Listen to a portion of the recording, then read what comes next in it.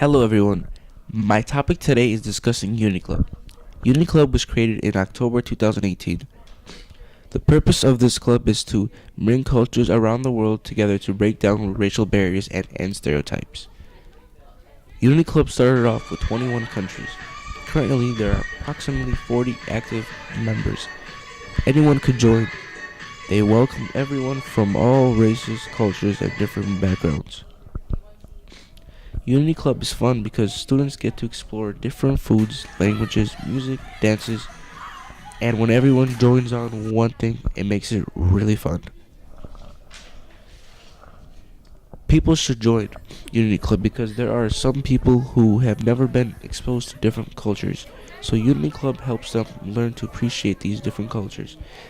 Typical activities they do is that they give out different treats from different cultures. And once a month, Unity Club goes to the Providence Healthcare and Rehabilitation Center. Reporting for Astro World Media, I'm Ridwan Atiq.